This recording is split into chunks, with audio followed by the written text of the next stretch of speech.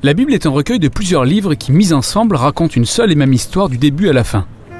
Mais tous ces livres ont été rédigés en usant de différents genres littéraires. Imagine que tu te promènes dans une librairie où chaque rayon concerne un genre littéraire précis. Il y a les ouvrages historiques, les poétiques, les livres non romanesques, ainsi de suite. En choisissant un livre dans un rayon spécifique, tes attentes seront très différentes en fonction de ce que tu recherches. C'est exact. Tous ces livres font partie des œuvres littéraires, mais ils communiquent de manière très différente. Oui, c'est pareil pour la Bible. Et ne pas tenir compte du genre auquel les différents textes appartiennent, c'est passer à côté du génie de chaque livre. Alors, quels sont les principaux genres littéraires utilisés dans la Bible ? Eh bien, on a en toute première position le récit qui se taille la part du lion en constituant 43% de la Bible. En deuxième position, la poésie qui représente 33% de la Bible. Et enfin, il y a ce qu'on appelle le genre épistolaire qui représente les 24% restants. Quasiment la moitié de la Bible est composée de récits. Oui, et c'est tout sauf anodin. Les histoires sont le langage universel par excellence, propre à la nature humaine. Notre cerveau est littéralement programmé pour retenir des informations sous forme d'histoire. Et les histoires sont vraiment captivantes. Pourquoi ça ? Eh bien, les histoires facilitent notre compréhension des choses. Prenons le cas des situations de la vie qui semblent isolées les unes des autres. Si on les dispose selon une certaine logique, on obtient une succession de faits qui donnent du sens à l'ensemble. Et ainsi, on perçoit plus facilement le sens et le but des choses. Mais qu'est-ce qui relie ces éléments entre eux ? Eh bien, les bonnes histoires ont toujours un personnage qui est en quête de quelque chose.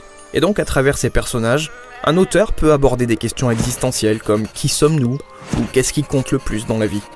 Une bonne histoire implique toujours une forme d'opposition.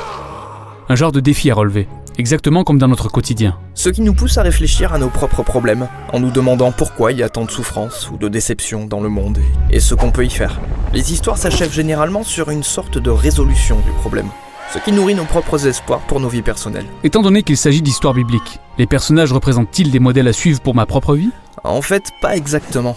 La plupart des personnages de la Bible sont pleins de défauts, alors ils ne sont pas érigés en exemple. Mais nous sommes censés nous identifier à eux, ce qui nous aide à voir notre vie et nos imperfections avec un regard neuf. Et sans même qu'on s'en rende compte, ces histoires vont commencer à modifier notre manière de penser, à changer notre perception du monde, des autres et de nous-mêmes. D'accord. Et si on parlait des différents types de récits dans la Bible ? Oui, il y a le genre historique, et aussi les paraboles, sans oublier les courtes biographies qu'on peut voir dans les 4 évangiles. On les verra plus en détail dans nos prochaines vidéos. Le suivant est la poésie, un genre que je ne lis pas souvent en toute honnêteté. Oui, comme la plupart des gens. Pourtant, 1 chapitre sur 3 dans la Bible est poétique. Pourquoi mettre autant de poésie ? Eh bien, les poèmes transmettent leur message en usant d'un langage imagé très créatif, de manière à relier des idées entre elles pour nous aider à voir le monde sous une autre perspective.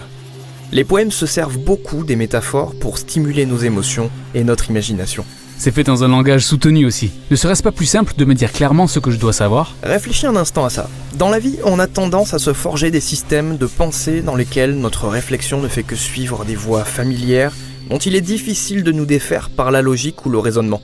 Et un bon poème nous oblige à sortir de ces sentiers battus pour nous aventurer en territoire intellectuel inconnu. C'est tordu. Et il y a même différents types de poésie dans la Bible. On a une grande variété de cantiques et de psaumes, la poésie réflexive des livres de sagesse, sans oublier la poésie engagée et passionnée des prophètes. D'accord. Le dernier genre littéraire majeur est le genre épistolaire, qui représente un quart de la Bible.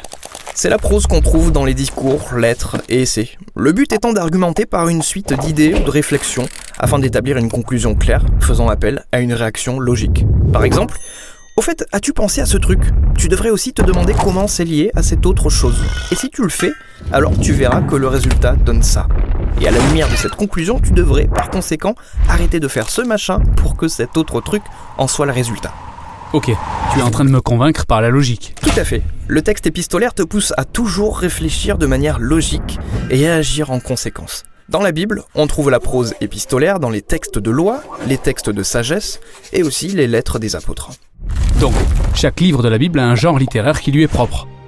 Non, en fait, la plupart des livres ont un genre littéraire principal, comme le récit par exemple. Mais à l'intérieur du récit, on peut trouver des poèmes, des paraboles ou une série de lois. Chaque livre de la Bible est un condensé unique de différents genres littéraires. Et pour profiter pleinement de ce livre, il est clair que je dois me familiariser avec chaque genre littéraire et en connaître les spécificités. Oui, ça te permettra de comprendre les points sur lesquels t'attarder et les questions à te poser. Mais avant d'étudier chaque genre, il y a une autre caractéristique majeure qui est propre à la littérature biblique et qui est tout aussi intéressante. C'est ce que nous allons voir prochainement.